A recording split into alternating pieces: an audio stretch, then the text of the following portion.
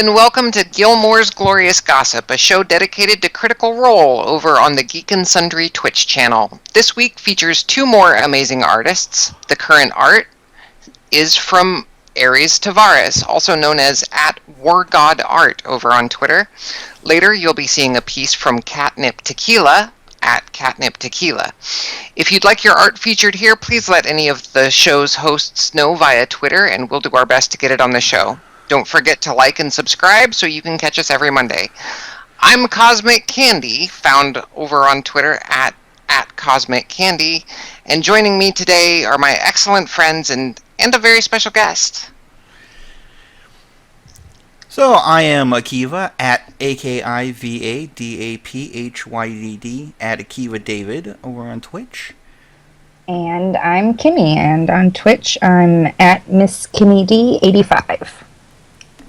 You're also known very well for running Critters RPG, I believe. Yeah, that's me too. Actually, I'm part of a small team that helps run the @Critters RPG Twitch account and website and all that fun stuff. And the Emon Public Library. Yes, and I also run imanpubliclibrary.com, which does not have its own Twitter because I cannot handle yet another Twitter account. So today I thought we would start things off a little differently because there were some things that they mentioned in the pre-adventure portion of the show where they normally do their announcements that need to be addressed. Can we start with Taliesin's hair, please? Yeah, I wasn't loving it. I'm hoping it's a transition thing that he needed to bleach it so he can dye it like blue or something. That's what I was thinking it was. Yeah. That's what I'm thinking as well. The only shadow of doubt that I have is at one point at the beginning, Taliesin had said that he was. He made the announcement that he was voicing Crazy Dave in the new Plants vs. Zombie Garden Warfare game. Mm-hmm. And then Marisha made the joke about him wearing a pot on his head. So Taliesin said, "You really don't like the hair, do you?" So that's the shadow of doubt that has me wondering if it's permanent or not. Yeah, and then Travis said, I think it was Travis was like, "Oh no, it's great" or something. He said that he liked it, but still no fingers crossed that it's temporary. I mean, it's his hair. The other thing too is that Percy has white hair, so yeah, I wondered if that helped him get into character a little bit more this week. Possibly. The thing for me was if you're gonna go white hair, go all white. He kind of had the skunk thing going, and that threw me off. But at the same time, as Kimmy said, it is his hair. If he's happy with it, more power to him. Yeah, exactly. I mean, it totally doesn't matter, but we get to talk about it, so fine. He's on TV. He's asking for it. He's a public figure, and this is only our opinion. Regardless of what he does with his hair, Taliesin, we love you, man. Exactly. Yep. But I also wanted to bring up their sponsorship by Tor Books. Yeah. For me, that was a huge thing because Tor Books is a huge part of my childhood. I thought that was really cool. Have they had an episode like that before where they were like, and this episode is sponsored by? They haven't done that before, have they? Well, I mean, they've usually. They plugged Wormwood Gaming and. Yeah, they plugged Wormwood, but I don't think they've ever had a quote unquote corporate sponsor in that way before. So that's cool. I have to beg Savage, and I'm not super familiar with Tor Books. So, Tor Books, if you've read any of the Dritz to Orden series, or I'd say roughly 30% of the fantasy market share, they're published by Tor Books. Okay, that's cool. So, I mean, most people don't realize I mean, because they're interested in the book. They're not really interested in the publisher. But by the same token, for a bibliophile such as myself, I want to know who published it, who wrote it, who edited it, you know, all that information. So for me, it was a huge deal. Yeah, no, it was very cool. And then, of course, you know, Laura in Gears of War 4. Love that series. Glad to see that she's in that. And then Liam voicing my favorite Marvel character ever. Doctor Strange is just an amazing character. Yep, that should be awesome.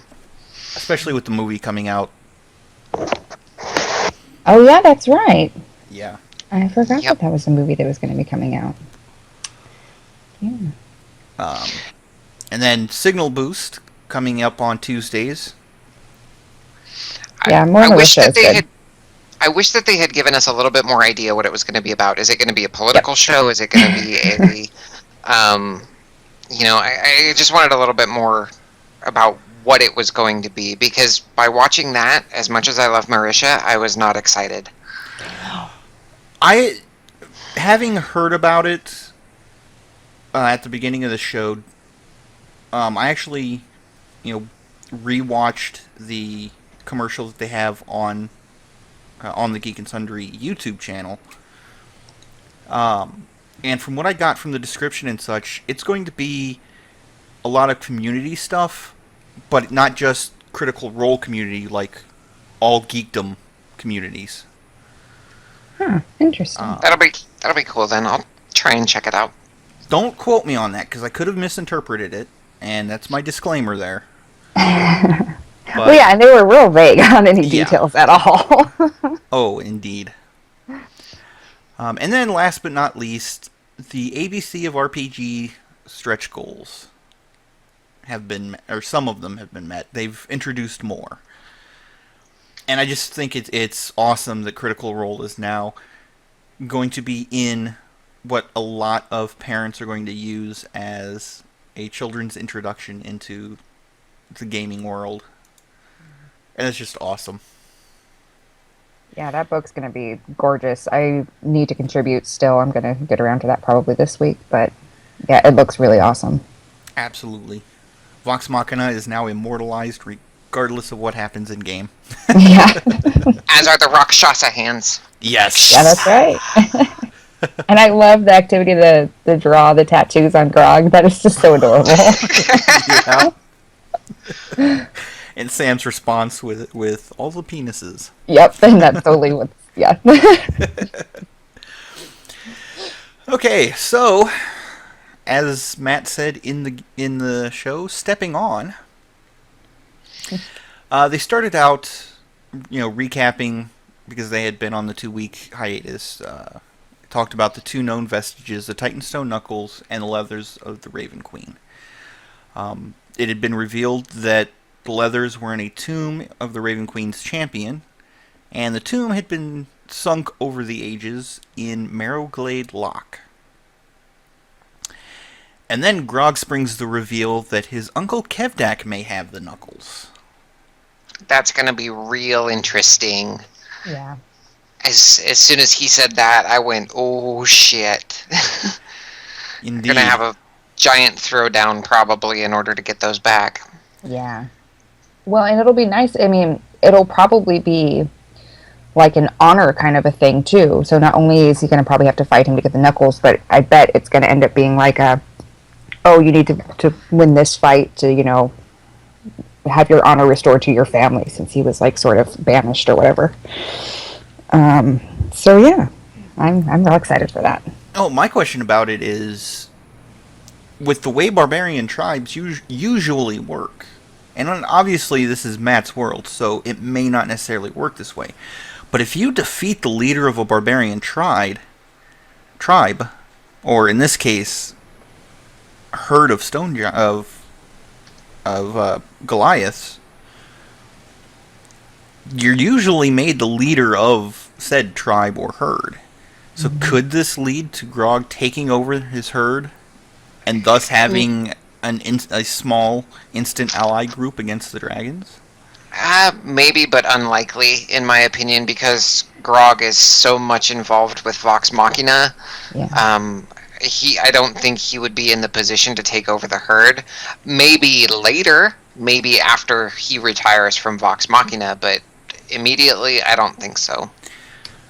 Well, there's nothing saying that the leader can't go off and go on an adventure of some sort, like Grog does with Vox Machina.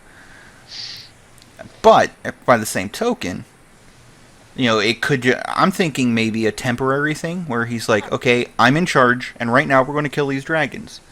When we're done with the dragons, I'm going to name so-and-so in charge, and then you can go on your way.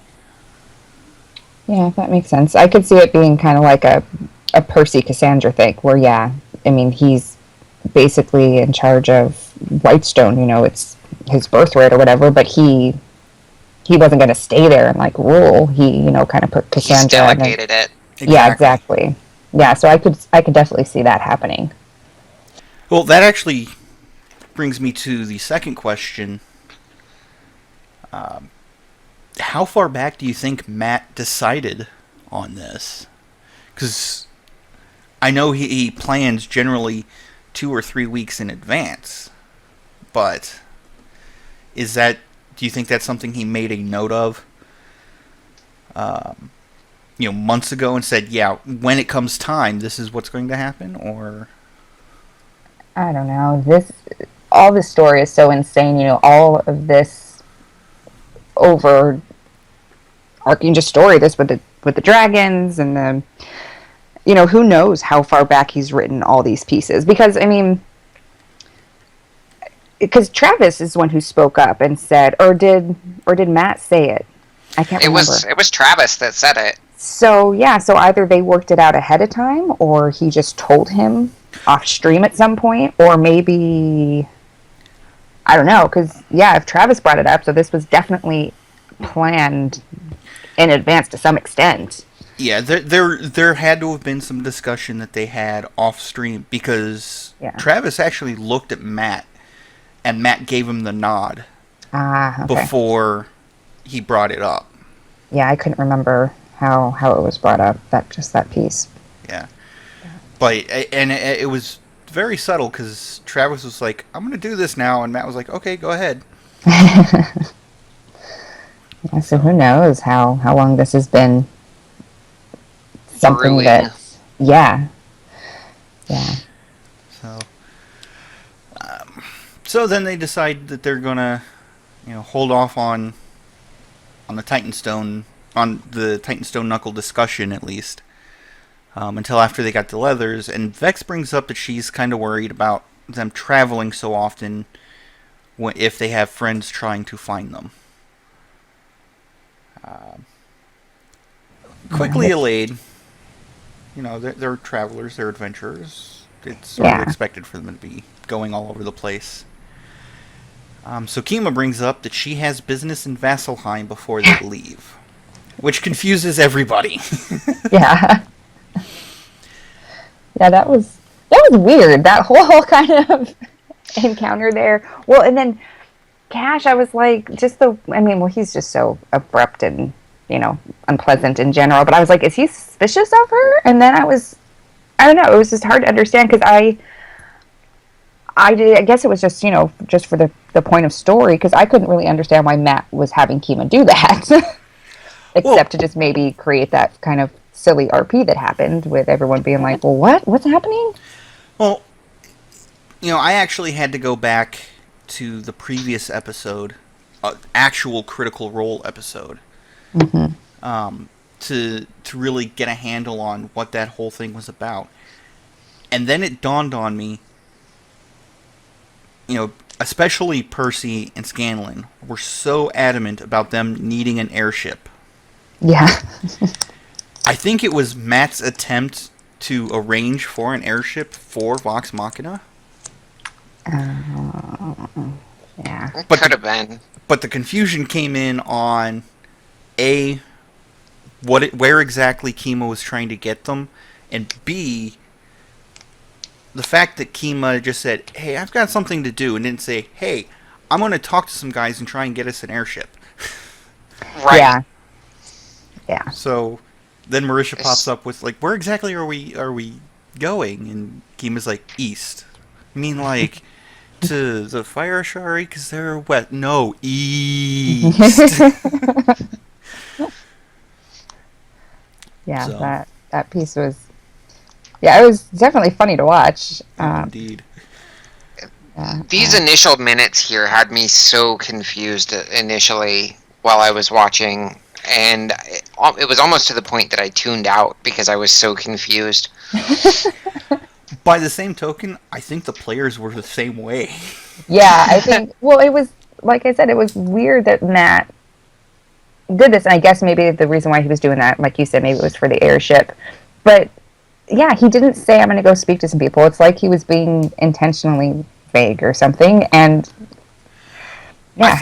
I think what it was, Kima, the last few times that we've seen her, Kima has not said anything when she can't make that promise. She's left it vague. And because this was a situation where she wasn't 100% certain she could make that promise, she wasn't going to lead them on. That makes sense. So, but then, the party surprised me when they opt to not get the airship in favor of sticking to keyless tree travel.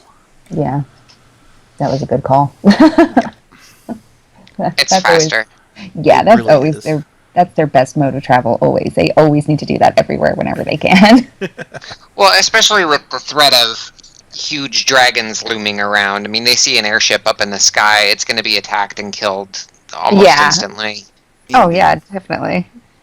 So, yeah, it was a good call.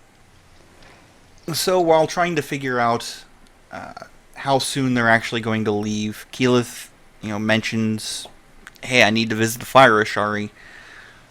And then Vex and Scanlan decide to go and do some research on the vestiges and the area, history and civilizations in that area. The way the roles work out, Scanlan really doesn't find anything, and Vex finds one tome about the history of the Raven Queen.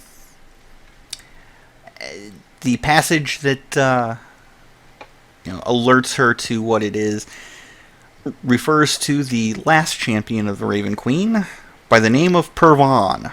Pervon, what a name! I know, that was so funny. As Scanlan said, last name Edobear, and then the group jumps in with "Get your Pervon!" Yeah. Which I really think that Geek and Sundry needs to release a Pervon action figure, like not an action figure, but a plush doll, and they can be like, just remember, you can get your Pervon here. Nice. That would be amazing. At least a T-shirt or something. Or a critter needs to make it or something. Yeah, that needs to be a thing. Yeah, and then Taliesin pops up with, "We've gotten to the bottom of your list of good names, haven't we?" Yeah. To which Matt replies, "You guys are heading your way to a TPK today." Yeah. You guys are cruising towards the TPK or something. Yeah. It was the first time I think I can remember, like, Matt, and he was joking, obviously, but it's one of the only times I can think of where he's actually kind of threatened them, like, okay, remember who I am. Pretty much. But, they're all friends, so yeah, they can do stuff like that. Yeah, it was totally lighthearted. That whole exchange was amazing. But, so the information was Pervon Sewell, who essentially gave up his name once he became the champion of the Raven Queen. Which is probably a good call, because his name is Pervon. So. Yes. He was interred in a multi-level tomb, but because of the years of peace following the Second Spark, the tomb became disregarded and fell into disrepair and eventually sunk into the lock. At this point, Zara gives Grog... Oh, wait! One thing I forgot to mention, going back. this is actually the first time, according to Laura, the first time that she's lost a haggling. Yes. She paid full Yes. price. Crit roll stats, we hope you kept track of it. Yes. Yeah. We're calling you out on it, Andrew. It just, and the way she did it, it was so skillful that it was like Laura spoke, and then whatever the guy's, I've got the guy's name written down somewhere.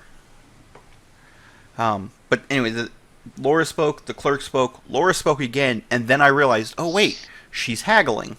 Yeah. And it was so skillful, I almost missed it. And I loved the fact that Matt said, as the clerk, well, if you're not finding the information you need, and if you're not willing to pay 30 gold, then I'm afraid my name is no sale. Yeah. Yes. And she rolled, because that was a persuasion check, right? And she rolled like, I thought it was like a 7, it wasn't a 17, maybe it was like a 12. But it wasn't terrible, whatever her roll was there. I think she rolled a 14. Was it a 14? She Yeah. rolled, She rolled she a rolled a 14 on it. 14. Yeah. And I remember being surprised that he wasn't swayed even a little by that. He was like, my name is no sale as far as you're concerned. And I was like, holy crap, this guy's awesome. At the end of, I mean, that just means that Matt probably rolled higher.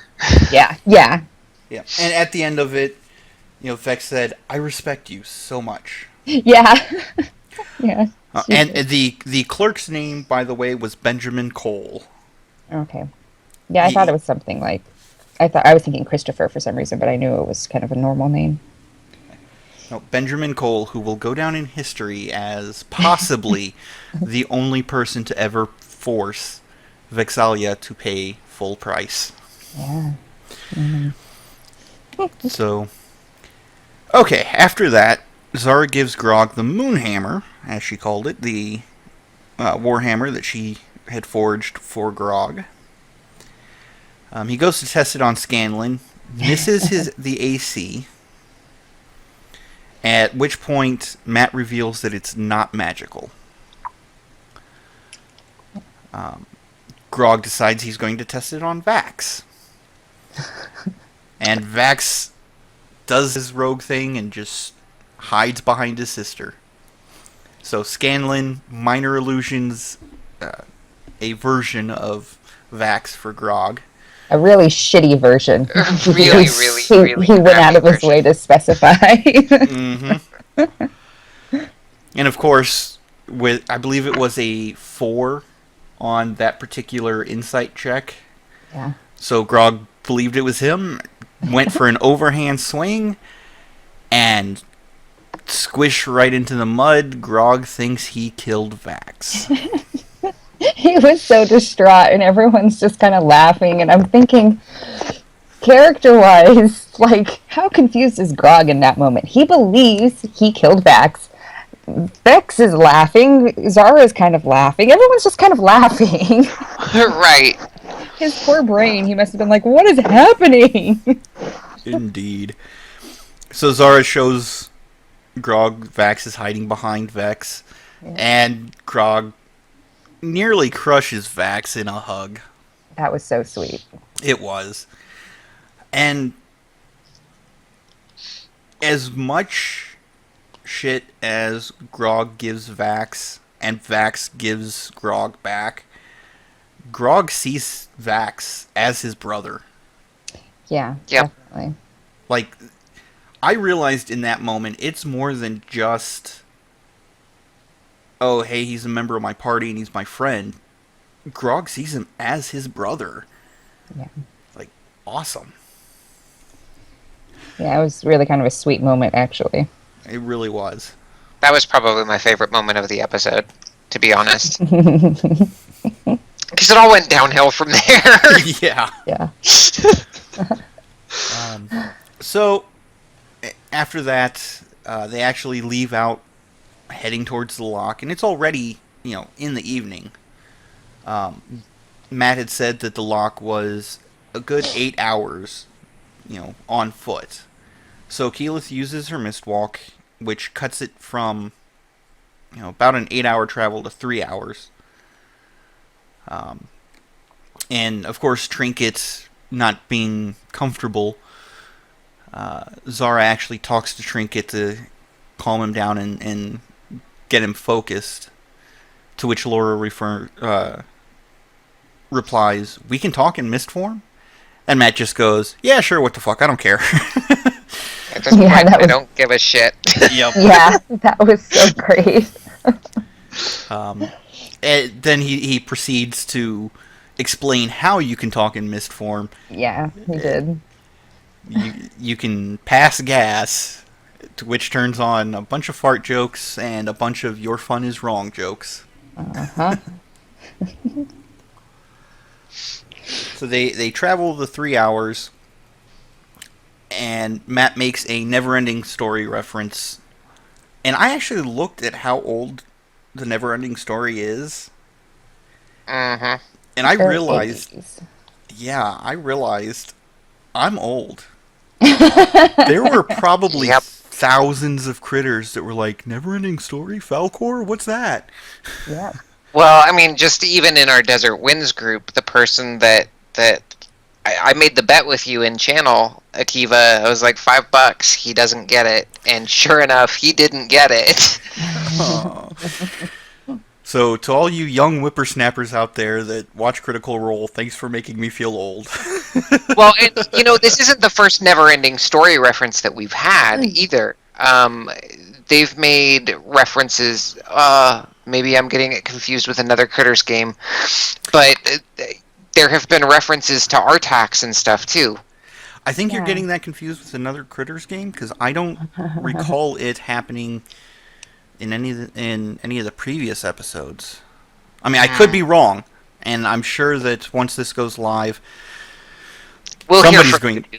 somebody will mention, "Oh no, he said it in this episode," and I hope we get that, because that sort of information actually makes me happy. Yeah, I'm pretty sure that there have been some other Never-Ending Story references, but that was the most blatant one. Indeed. So they get to the lock. Quick fly around. There's no islands on the lock. The nearest caves are about an hour away. And near the lock / around the lock, they find some rubble and ruins and such. Grog goes to investigate the lock waters, trying to see if he can find the temple, and forgets that it's frozen over. Thump! He headbutts the ice. Yeah, that's pretty great. Vex opens up a hole in the ice, specifically where Grog headbutted it. And Matt has her roll a perception to find information. 31? No, 41. Liam pops up. 71! Yeah. And Matt's, you can see through reality. There's a giant floating baby right outside the planet in space. And for anyone who doesn't get that one, that's a 2001 A Space Odyssey reference. And if they didn't get the Never-Ending Story reference, they definitely didn't get that one either. Indeed. Yeah. That one older. slipped past me, and I'm actually old enough to remember 2001 A Space Odyssey. Oh, really? Yeah, I haven't watched it all the way through. I've watched bits and pieces of it, but not all the way through. Yeah, immediately. that portion of it takes place, at the end. So if you haven't seen all the way through, you haven't seen that. But thanks, Kalia. Now I feel even older. You're welcome. Well, I knew. The funny thing is, I'm older than you are. Well, Kimmy, you're the exception to the rule, though. You're like 18, 19, and 18, 19? What? Yes. I know better, but honestly, everywhere and nowhere all at once. I'm just saying that, even though I do know how old you are, every time I see you on stream or a picture of you, that's the first age that pops into my head for some reason. Aw, thank you. Because that is so not the age that I am. But I appreciate it. But so Vex sees the temple, kind of murky because, it is through lock water. Z casts light on her staff, puts it in the water, purses. Wow. Percy. Your draconic is wonderful tonight, Akiva. I'm telling you, doing these things when I'm not feeling well is just glorious. So I apologize to everybody at home. But, because I'm really not complaining. I love doing these. But Percy uses his mask like goggles in order to see better. And he sees the temple about 50, 60 feet underwater, 30 to 50 feet out. Grog opens the ice a little bit more. The twins decide to do a little science and go mist form in order to try to go underwater. And it is so slow. Yeah, not only that, but they find out real quick that they have to still breathe. Yes. Well, in that form. Which I thought was rather interesting because I've had players try to do something similar in the past, and the way I ran it was that, unless you are underwater, go mist form in order to bubble up, you cannot break the surface of the water. Oh. But that was just my own personal ruling. There's nothing about that specifically in the text of the spell. Interesting. That would make sense, though. Yeah. But Z polymorphs herself into a gator to go investigate and gets a natural 20 on her investigation. She finds 2 entrances that have been caved in, one with signs of use, as there is about a 10-foot area in front of the entrance where it's just mud. She roots around in the mud a little bit, but it's just mud. When she gets back to the surface and is telling everybody about it, they start making anus jokes. Yeah, I don't remember how that happened, how that got brought up. It was like completely out of left field. Like, I think the players were getting antsy at that point. But back in the camp, Vax fixes Vex's hair in another twin moment. Z discusses the mud with Keyleth. The party brainstorms on creatures that they might possibly encounter that could burrow while being underwater, but really don't come up with anything. So Keyleth goes into shark form to go investigate the mud, but gets no new info. When they bed down for the night, Vex plants Trinket between Keyleth and Cash in a rather humorous protecting Bear her brother moment. Yes, Yeah. but it's rather humorous that at the beginning of the whole Vaxleth ship possibility, Vex was rather kind of jealous about it, but is now, quite accepting, sort of protecting her brother's happiness.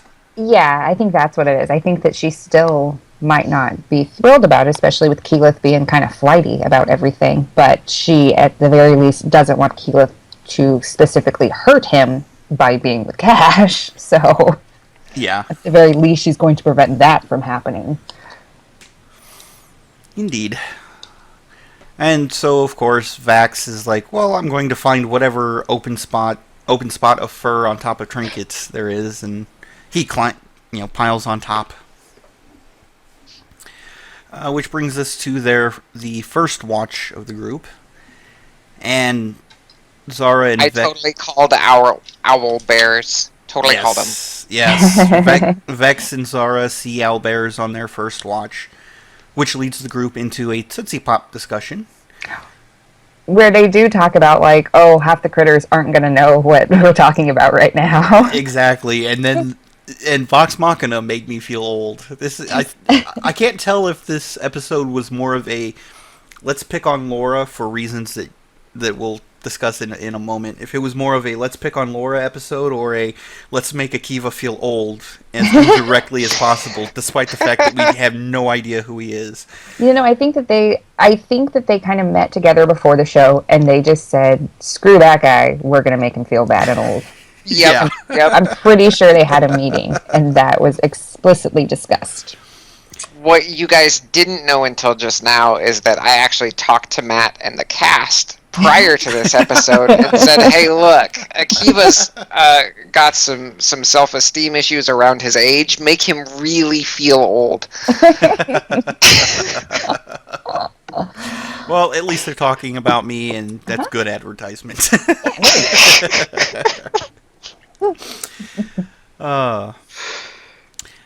But after the owlbears leave, Vex jumps down and collects a couple of feathers, creating some owlbear arrows. And as she's looking through, trying to find what kit she would be doing for the fletching, which I have a comment about that as well. But Liam teases Laura about having thieves' tools. That was so funny. It was hilarious. I mean, they come with being a rogue, and of course Matt said, "Yeah, you're taking the level of rogue now. Here's some thieves' tools." Yeah. But of course, with them playing brother and sister, there's a real life brother sister moment going on. It really was. It's one of the first times I can think of them kind of really going out of their way to be like with the metagaming kind of a thing and being like, well, where do those come from? Like, we didn't RP this. You shouldn't have those. And it was just hilarious, though. I was like, really, Liam? Really? And his little smug face when he was doing it. It was just the funniest thing. And then Laura just finally breaking down and going, "Matt said I got them all right. Just shut up." Yeah. He said it's fine. So, for fletching in that particular era of time, as long as you have a little bit of twine and a penknife, you don't really have a fletching kit. It's just being skillful enough to tie the fletches onto the arrow straight. So that kind of threw me for a loop. But anyone out there that's wondering what he was talking about, the crafting kits in order to assist in crafting something is what Matt was talking about. But yeah, it just threw me for a loop that he was requiring that for fletching when it's literally just twine and a penknife. On the second watch, Vax and Percy are up, and they talk a little bit about Percy's possession and how he's dealing with coming out of that. And Percy's mostly feeling like he's channeling scar tissue at this point. And he admits that he feels lost now that he no longer has the shadow demon. Orthax. Yes. Vax responds with, and of course I'm paraphrasing throughout all of this, but Vax responds with, "I believe you're a good man. Listen to your better angels. They reside in your friends, in us. You have a family if you want it." Percy responds back, "I look at us, and except for Pike, as she is the exception with so many things, we're broken people. But together we're more than the sum of our parts. We make each other better." And then Percy sort of switches gears a little, commenting on Vax himself. It's good to have something to move towards, and I believe you're I believe you're ahead of the game there. To which Vax replies, "I wish it felt like it."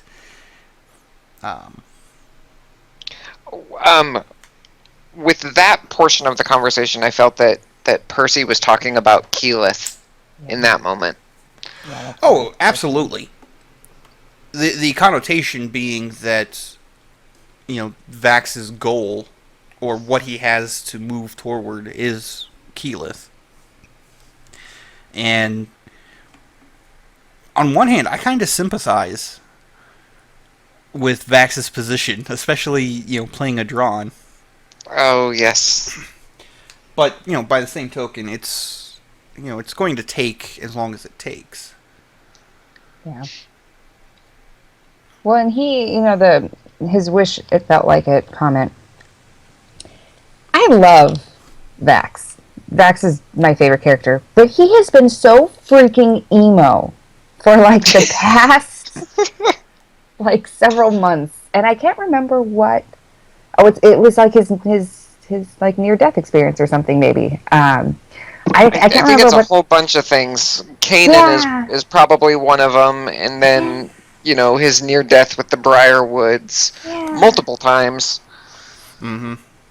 And I love him, but I'm just kind of like, stop it! Quit being such a moody little brat. And after this episode, as we will get to later, I'm sure it's going to be far worse now than it's ever been before. Indeed. But, I just hope, for the sake of Vax, that, well, more for the sake of Liam than for the sake of Vax, I hope Vax doesn't turn into one of those quote-unquote nice guy assholes.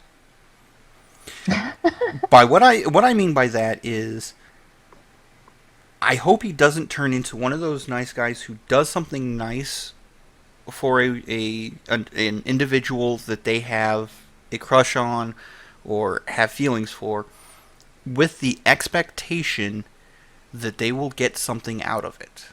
Oh, yeah. Because at that point, you're not a nice guy. Yes. Nope. At that point, you're an asshole. Yeah. And I hate to admit it, I had to learn that lesson the hard way, because I was like that back in high school, and I am damned thankful I grew out of it. But, moving on. At the end of their shift, there's a screech in the night sky, and Matt gives the group a nice little callback to the rock that Vox Machina saved/hunted and sent to this area. So I like that little closure of that, or not necessarily closure, cool. but denouement of that particular storyline. And then we get to the final watch. Scanlan and Cash watching together. Yep. And Scanlan bringing up the whole Cash watching Vax. Yeah. And implying that there's a thing between Vax and Cash. That was so amazing. Sam is just the best. Which, by the way, for anyone on that particular ship, I have dubbed it Vash. Because if that were to happen, it would become a stampede. Anime reference for everybody there. Yep. Trigun. Yep. Yes. But they round out discussing Scanlan's songs. Which was a good little throwback to the critters. Yes. That happened a little bit later. But it was awesome. The way Sam, or the way Taliesin popped up there, inserted himself into it to a hilarious effect. Well, and if you go, because I had to rewatch, well, I only had to rewatch the last hour because I fell asleep, but I ended up rewatching the whole thing because it was so good and funny I wanted to watch it again. And what I caught the second time around that I didn't the first time was how long Percy is kind of role-playing sleeping there. For a good amount of time, just when Cash and Scanlan are talking, Taliesin's sitting there pretending to be asleep, and it's just so he can pop up perfectly to deliver the rickshaw line. Yep. But I was just like, God, he's the best. If anybody wants to know how improv classes affects your D&D game or vice versa. Right there is a perfect example. Yeah. Yep. Yeah, because that was totally improv, and one of the major tenets of improv is, quote, play the game. And so in that moment, Taliesin was playing the game of, I'm actually sleeping, Yeah. but my subconscious would be hearing all of this, and so that's the game he was playing. So play the game in your improv. Find find themes and follow them. See where they lead you. Indeed. So morning comes, and of course, the hole that they made yesterday was starting to ice over again. So Grog does his business in the hole. Cash walks up to do his, catches sight of Grog's member, and goes, "Oh dear God!" Yeah. Oh, I love that reaction. That was hilarious. Yeah, and then one of them, I don't remember who it is, but they turn the camera and I think it's Taliesin, and he's like, "That's canon, folks," because Yep. he did it Yep, in character. it was Taliesin. Yep. And it was just like, oh man, that's a thing now. And although I'm certain that it will not be in any of the official releases, I guarantee you there's fan art of it. Yeah. Well, Travis says something about it. He says like that's the sound of 20,000 pens to paper right now, or something. Yep. Yeah. But they end up discussing how to get into the temple. They end up having Keyleth use her control water to push out a pathway, but because of the nature of the control water spell, she's unable to freeze it into place. Vex goes to investigate the mud while Z checks out the other entrance. Vex ends up getting stuck in the mud. Vax tries to rescue her and he gets stuck. So they throw a rope to Trinket, and although he's able to keep them from sinking further, he's not able to get enough traction to actually get them out. This whole sequence reminded me of The Gods Must Be Crazy, the original Gods Must Be Crazy, where the Jeep is stuck down in the water, and the ranger is trying to get his truck out, and he's trying to keep his fire going for his camp, and the rhino keeps coming and stomping it out. And I mean, there's that whole like comedy of errors going on around this guy's Jeep. That's exactly what this part of it reminded me of. We're dying, help us out. And Grog and Kima just look at him and say, "Oh, you're fine," and go help Zara instead. Yeah, Grog just refuses to help, basically. And he doesn't even say much. He's just like, nope. Yeah, you guys squabble, and of course Z going, "Yeah, you guys squabble all the time, you'll be fine." Yeah. Yep.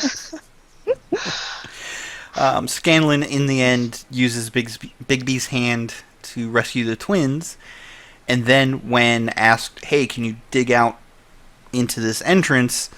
Scanlan blatantly says, "I'm with you, Zara. Where do you need Bigby's hand?" Yeah. And this is where I realized this really is turning into a let's pick on Laura night. Yeah. But which, of course, only gets worse for those that have already seen it. If not, what are you doing listening to this first? Go watch the episode, then come back. Yep. Yeah. Yeah, because we don't want to be the first to break it to you. Indeed. So Scanlan starts moving rocks and stuff with Bigby's hand. Keyleth is getting to that 5-minute point, and she's like, "Okay, well, I've got to at least reduce the amount of water, or else these guys are going to drown when it hits." So she pushes about half the lake out, and I think Matt may have missed that, but not quite sure. Because I know he said that some of the water was going into the outside area, but well, and there was a whole bunch of discussion around that point too, talking about, well, is she going to kill the fish and this and that? Yeah. So that whole section got kind of convoluted. Yeah. But the entrance that they're digging out opens into a stairwell. The party makes their way inside, and before the spell ends, the control water spell ends, Scanlan uses Bigby's hand to rebuild the wall in order to keep the water out. And that was a near thing.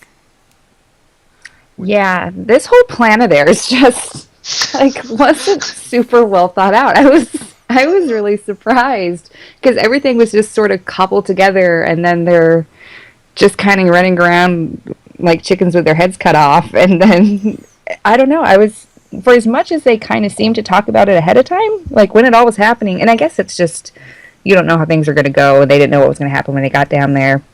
But the only reason that he even had Bigby's hand up was just because of the twins getting stuck in the mud. It had nothing to do originally with this being the plan and how we get in there. So this was Can we blame this on the 2-week hiatus? Yes. There we go. Yes, but this was also a total party improvisation. Yeah. Not only by the players but by the party. Even when they went after the Briarwoods, there was a more cohesive plan than this, even though they had about the same amount of information going in. But it worked out. They, almost... They made it in. Yeah. So once they're inside, Zara and Cash use the light spell so they can actually see where they're going. Vex takes a moment and to do primeval awareness and senses 0 undead, which they're happy about, given their track record with undead. I don't blame them for being happy about that. Well, and I remember, I think Vex saying when they found out they were going into a tomb, like she was like, "There's ghosts." Yep. She was certain that they were going to be like ghosts or undead things, because it's a tomb. So of course, yeah, I was surprised that there weren't any. One thing I will say, Matt is very good about avoiding cliches when they are being apparent. Yeah. Right. Yeah, it would have been too easy to just make ghosts and... I mean, yes, back with the Briarwoods, when they were in Percy's crypt, there were undead there, and that the argument could be made that it is sort of cliche, but by the same token, it makes sense. The Briarwoods were evil and necromancers. Yeah. So, Vax goes ahead and stealths ahead, and he sees 2 creatures. Can't really see them too well. So Zara puts out her light and moves forward, and confirms that they are fish creatures of some sort. And I couldn't find anything in the monster manual that fit them. Kuotoa. Is that what they were? I may have just missed that particular entry. Yep, they're Kuotoa. Okay. Kuotoa. 2 words. Huh.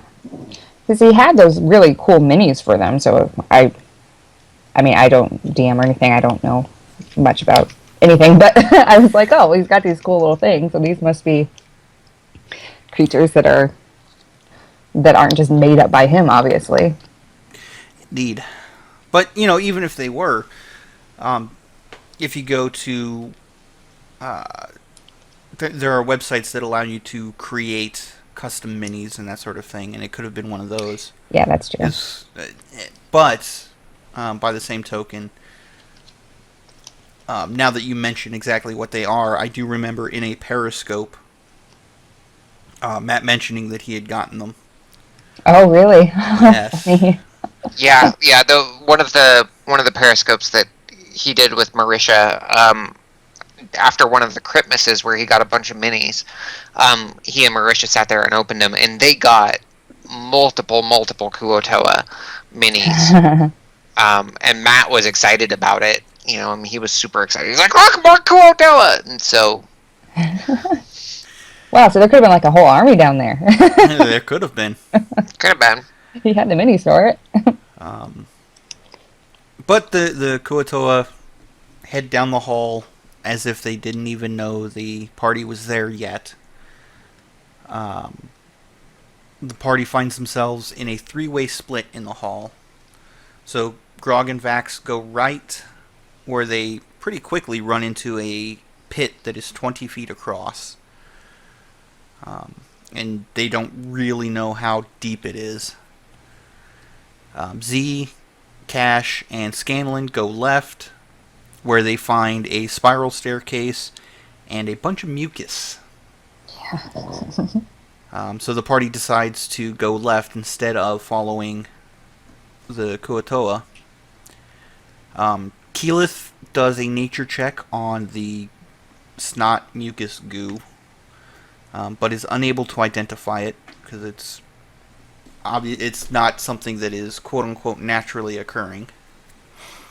And they tasted it. Yeah. Yeah. Adventurers, don't follow that particular example. Yeah. Don't go tasting things that you find in a party unless it's in a vial that is clearly marked. And even then, be wary. Exactly. So they go down these stairs. Z uses dim light to light the way for those without dark vision. The twins are checking for traps and instabilities on the stairway and down into the hallway. On the way down, Vex rolled high enough in her perception that she's able to find a couple of feathers that Keyleth identifies as raven feathers. Makes sense. It is the Raven Queen's tomb temple. Well, and that was really funny too, because the way that Laura, because she says that at one point, I think she honestly, it almost to me seemed like she forgot that was the name, that it was the Raven Queen. Because her expression, she looks like this silly surprise, and she's like, "Oh yeah, that makes sense." Yeah, that and I'm makes like, sense. "You forgot that the Raven Queen." Yeah. Yeah, it was really funny. I was like, "You forgot that's where you were going." Indeed, it happens. Yeah, it was just cute. I was like, "Oh hey, look, you guys are human. You forget the names of stuff too." So they continue on down the hall, and the second perception check, although both rolls were over 20, Vex's was higher, so she finds the trap for Vax. Vax goes to disarm the trap, but it's a scythe trap, something he's never encountered before, so he ends up setting it off. Fortunately, he makes the dex save, and so it cuts right in front of him, tickles his nose, as he says. Yeah. And they call Scanlan up to disarm it. Yep. Now, here was the thing that got me, and I remember mentioning this during the episode. Matt very clearly said that this was an arcane sensor. Why didn't Scanlan use Dispel Magic? I don't think he thought about it at the time. It was just, it's a trap, it needs to be disarmed. The arcane would have been an easier way to do so, but like I said, I don't think he thought about it at the time. Yeah. So, lesson to you parties out there. Listen to your DMs very carefully. To descriptions. Listen to descriptions and stuff. Actually, I play in a game on Friday nights, and my DM for that Friday night game looked at me point blank and said, "I'm going to have to watch you, aren't I? Because you listen to stuff. And you've done some very interesting things just because of the way that I've described stuff." And I went, yeah, you're going to have to watch me. So I actually got kicked out of a game for that.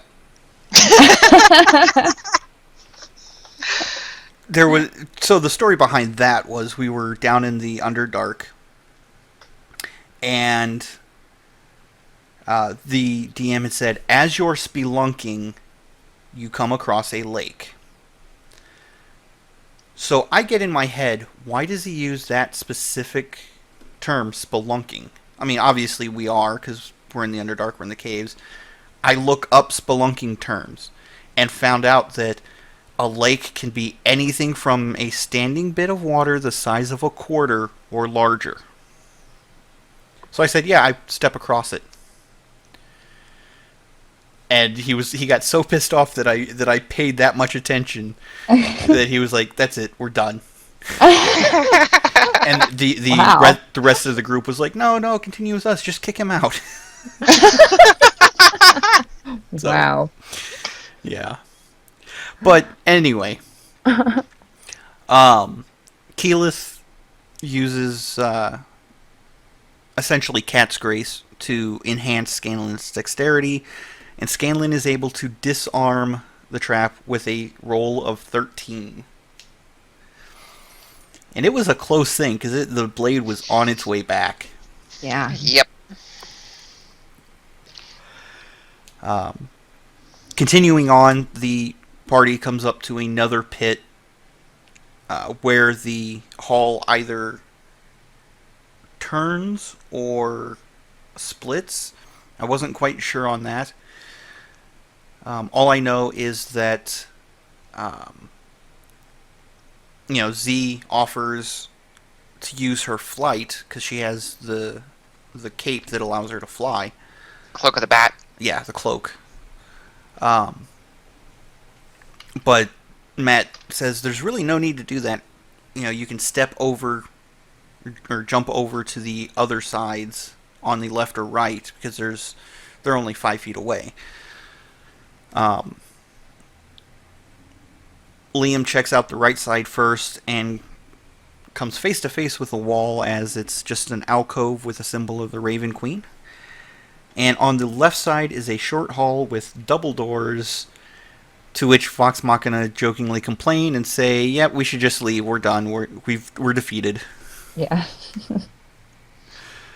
But everybody starts jumping across, and then Grog fails his acrobatics check with a natural 1. Well, and it was so funny too because Matt, it's one of like the specific times where when he's telling them that they can make this jump, and he's like, "Yeah, unless you roll a 1," and then And then it Travis rolled a happens. 1. Yeah, and I was like, that was amazing. And then Matt rolled for Trinket. Trinket got a 2, Too. but when Laura started to panic, Matt was like, "No, don't worry. It's only because of a natural 1."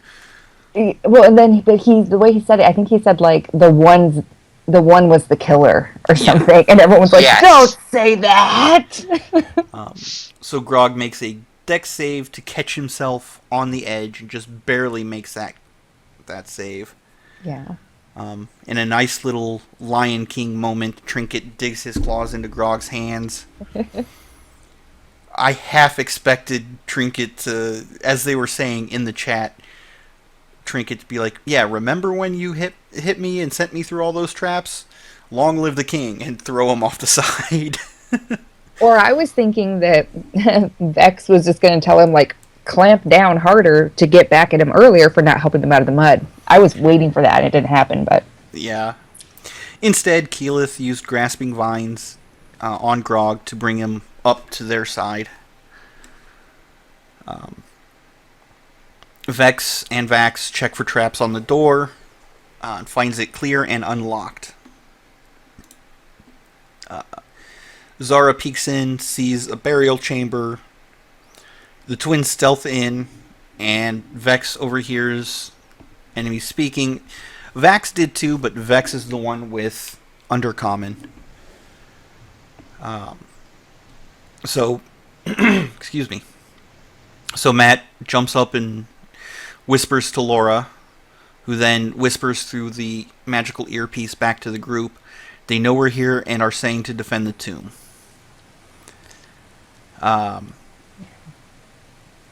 The 4 fishmen that they see, the 4 Kuatoa, one of them starts shouting.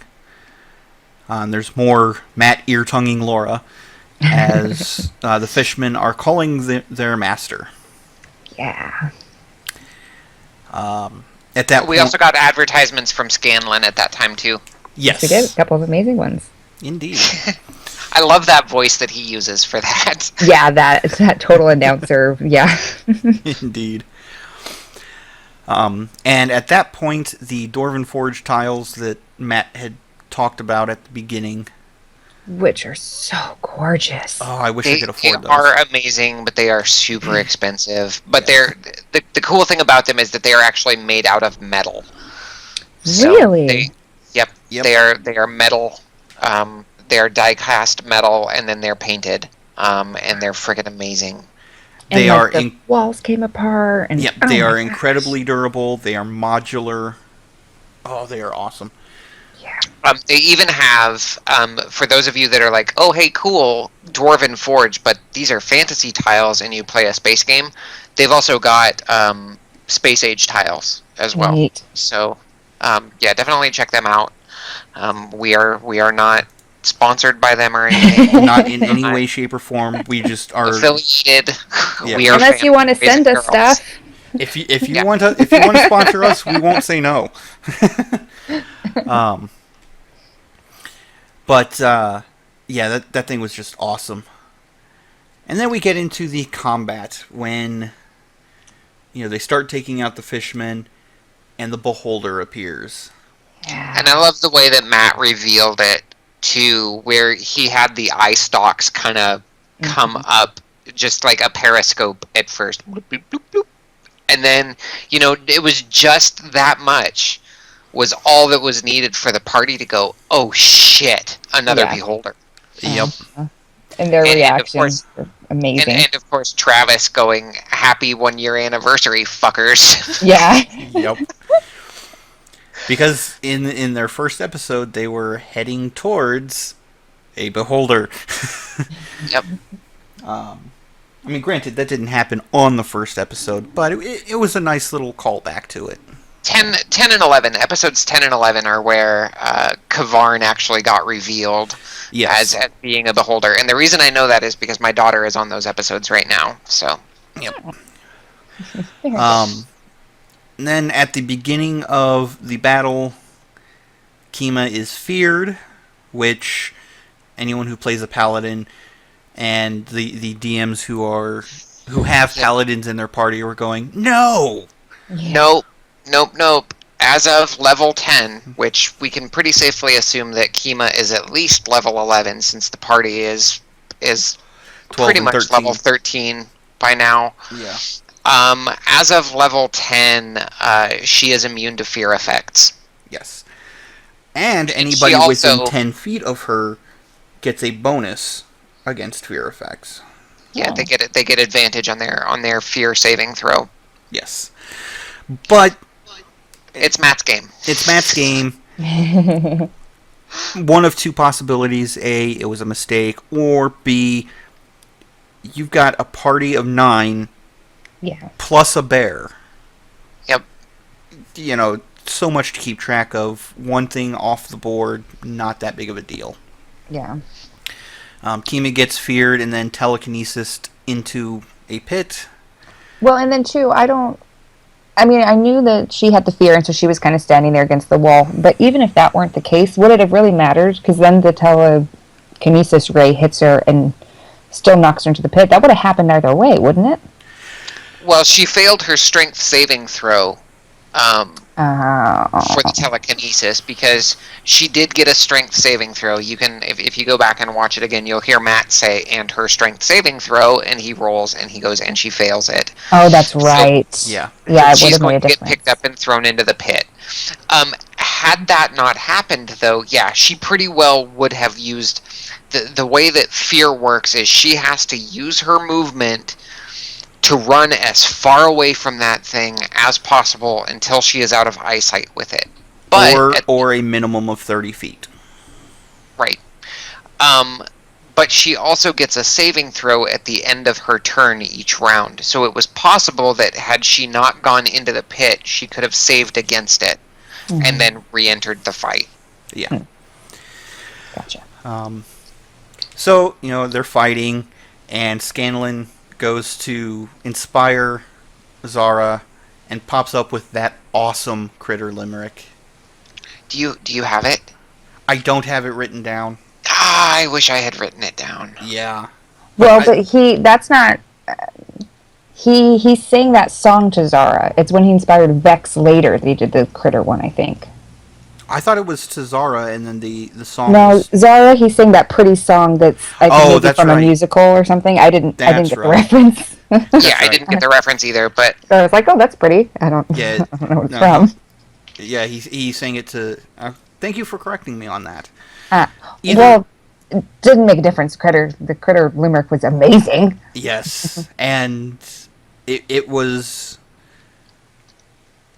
To realize that the players are as much a fan of Yeah. Matt as we are of them. Yeah. Just... Wow. Yeah, that was really cool. Yeah.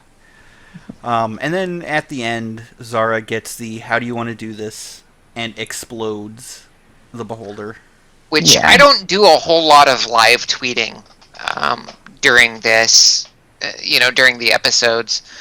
But I had to tweet, "Yes, I fucking can," or "Yes, you fucking did again," Yep. to Mary, because that was awesome. Yeah. So after the battle, and I don't want to continue too much further because it's just painful, but we'll go on. We have a job to do. Grog and Vex and Vax rush to the pit in order to rescue Kima, with Vax actually jumping into the pit. Percy and the others go up to the sarcophagus and open it up, and they see the leathers. Vex lets her greed get the better of her and rushes from the pit over to the sarcophagus to see. And she does the smart thing. Yeah. She actually starts searching for traps, but before Matt can give her the answer to Yep. what she rolled, before she can even tell Matt what she rolled, Percy reaches in and triggers that death spell trap. That was crazy. And that's one of the areas, in my game that I try to keep a real close handle and tabs on, because everybody starts trying to go, I want to do this, I want to do this, I want to do this all at the same time. Yeah. That's when I start, when I as a DM start feeling a little bit overwhelmed with, okay, everybody's trying to do everything at the same time, when I start going, okay, what are you doing? Yeah.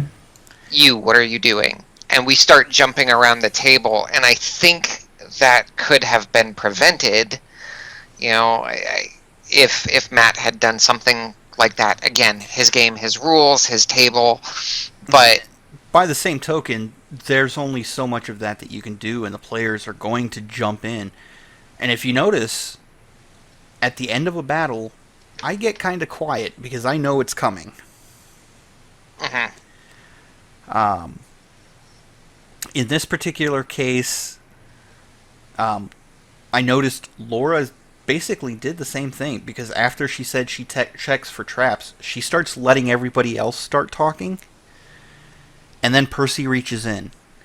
The trap goes off, and Laura is dealt 56 points of necrotic damage, and is brought to 0. Well, she's brought below Under 0. Yeah. She was brought below 0. Matt specifically asked, did that attack or did that damage bring you below 0? And she said, yes. And Matt, his head sunk, and he took a deep breath, and he goes, all right, your soul gets ejected from your body. Yeah, she was dead. And just real quick, I'm going to bring up the picture of everybody's face when they realized what's going on. Yeah, that was. Yeah, It everyone hit was horrified. Everybody. So after the initial panic, Cash steps up, and he's like, I can cast Revivify, and he's like, Matt's like, did you prepare it? And And Cash is like, oh shit, did I? Yes, it's right there. Yeah. And That then, was like sheer panic though for like the 30 seconds while he was looking, and it was just like, well, it doesn't matter, just let him use it anyway. But yeah, yes. thank God he had it prepared. Yes. But then he hesitates because Matt says you run the risk of getting Vesh's attention. Yeah. Right. But he's like, you know what? People are counting on me. I have to do the right thing. And so he casts Revivify, and the ritual challenge begins. Percy steps up first to sacrifice some of the residuum that he has. I don't know if he sacrificed it all, or He just said 3 part of it. pieces. Yes, he said but 3 pieces, but I don't know how much he had. exactly. That's what I don't remember. And is I exactly can't how much he remember, had. what is that? So the residuum is that green glass. From not- Whitestone Yeah. that was down by the ziggurat. Oh, that's right. Okay. Yeah, Either I couldn't remember what it was. Either the green glass or the residual stuff that's left over after they melted down the Whitestone. I don't remember which. Oh, okay. But it was But it something was one of from those. Whitestone. I'm pretty Okay, sure got the it. residuum was the green glass because that's what they were trapped in. Yeah. They were trying to use the green glass against it, and Matt said that's what you're in right now. Yeah. So I'm pretty sure that it's that glass. Okay. So Percy, makes that sacrifice and has to roll an intelligence check, and he fails it, which raises the difficulty by 2. Zara uses the Moonstone and talks to her patron. She has to roll an Arcana check, and she passes, which lowers the difficulty by 3. Now, I know some of you guys at home listening are like, well, that's not what Matt said at the end of the broadcast. He clarified over on Reddit exactly how it worked. So I'm giving gotcha. the corrected difficulty changes. At that point, the Raven Queen appears. Now, the party at first is afraid that it's Vesh, who is Cash's deity, who will end the world, as he puts it. See, and I thought it was Laura. I thought it was Vex. I thought we were seeing like Vex's soul. I thought we were about to see it like disappear. But I wasn't thinking a god at all at that point. And so when he said the Raven Queen, I was like, oh, I thought that was Vex this whole time. Yes. So, as the last difficulty change, Vax offers himself and has to make a persuasion check. He rolls an 11, and at first I was thinking, oh god, he failed. But Matt clarified, no, it was only a difficulty of 10 for that persuasion. So the 11 passed, and so it was another -3 to the difficulty, which brought the total difficulty, or the total DC, to a 6. Matt rolls and took a picture of it. He ended up rolling a 12. So Vex awakens. And the question now is, does Vax owe a favor to the Raven Queen? Yeah, that's going to come back to bite him in the ass, I'm sure. That's my thought. I'm thinking with the way that the vestiges, the leathers of the Raven Queen have been described, I'm thinking he's going to get the leathers, but he's going to be required to become the next champion of the Raven Queen. Oh, God, maybe. That would be interesting. Paladin? would. Anybody? Well, I'm not going to shut up about it until we get until we get an answer. It's champion of the Raven Queen, not paladin of the Raven Queen. But typically your champions are paladins. Typically. But that doesn't mean they have to be. But she won't be happy unless he is one. Very true. Sneak attack smite, damn it, is just too powerful to ignore. So the the party gathers the vestiges, and they get some sort of black hook jewel. And I think that's going to come into play later as well. Yeah, definitely. They go back to camp. They talk, or there's, some talk between characters, specifically between Cash and Keyleth. That was such a great moment. Oh yeah, Cash showing some great respect for Vax. But then, of course, they bring it back to talking about the kiss. And it goes back to being awkward, and it's just awesome. Well, and I hated Keyleth in that moment, though. Because what happens... So, Vax is destroyed at this point. And they get back to camp, and the first thing that Keyleth does is she says, I go with Cash. And I was like, woman, I'm going to kill you if you don't go attend to Vax. Instead, you walk off with Cash, and I know why she did it. Well, I know why Marisha did it. Marisha did it because Cash isn't going to be here again next week or anything. So I know that she wanted to have that kind of closure RP session with him, but I was like, I'm going to murder you if you don't go to Vax. Are you kidding me? Let's look at this from Keyleth, the character's point of view. Vax just saw his sister die and come back. That means that Vax is going to want time with Vex. Yeah. Not looking for her, not wanting to have anybody butt in on the brother-sister time that they need after something that epic happened to them. Yeah, maybe, but still, just her going with that being her first action to go with Cash, less than maybe going to Vax, but just going with Cash. It rubbed me the wrong way. And like I said, I get it. It needed to happen anyway because it was a beautiful little moment there on its own. But that hurt me. With the additional little information, though, Keyleth was told by Cash who Vesh is and what Vesh will do to the world if she escapes. Yeah. So it sort of makes sense. Make sure that he's okay. See if you can get any additional information. Is Vesh returning? Yeah. Yeah. Someone definitely needed to be asking that question at that point. But so after that, they decide to tree portal to Whitestone so they can all sleep in a bed. Yeah, because Kima was getting antsy. None of this tree sleeping crap for me. Yes. And that's where they ended the episode. Yeah. And that was one hell of a 1-year anniversary. Right. Yep. Wow. Yeah, it's pretty intense. But Matt did announce that there is going to be a new guest. Yeah. Didn't reveal who. We all have some ideas who. Yes. But Really? Who are the ideas? I don't think I've heard any. A lot of us are guessing Chris Perkins.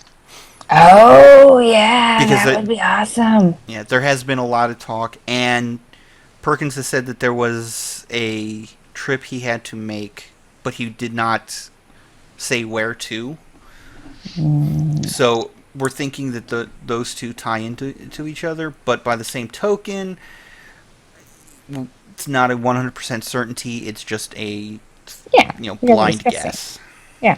And the other thing too was that last week, Chris Perkins' Curse of Strahd campaign was supposed to kick off, and there were a bunch of technical difficulties that happened, so they didn't actually play Curse of Strahd that night. But Perkins did he did basically an Ask Me Anything about the campaign and about Curse of Strahd and stuff. And one of the people in the chat asked him about when he was going to be guest starring on Critical Role, and he got very secretive, and he shut down basically at that point. So he didn't say that. When he was asked that question before that night, it was always whenever they invite me, and this time it was even more evasive than that. Nice. So So that lends more credence to the fact that Perkins is probably going to be guesting this next time around. Now, I lost track of, is it this coming week or is it going to be next week? He said like in a couple of weeks, but next week is just when they are going to maybe be able to announce it. Okay. Yeah, so it wouldn't be for a few weeks, it sounds like. Yeah, it would be 2, maybe 3 weeks. Yeah. Is my guess. However, because of the length of the episode and how long this recording is going on, we're not going to do a DM's Corner this week, unfortunately. But tune in next week. We will have another topic for you. Don't forget to like and subscribe to catch us each week here. Send in any of your D&D questions using the hashtag DM's Corner. That's DMS Corner. If you want to submit art, please contact us via Twitter. You can catch me at AKIVADAPHYDD. And mine is at Cosmic, COSMICCANDI. We hope you enjoyed, and until next week, kick back, relax, and enjoy your games.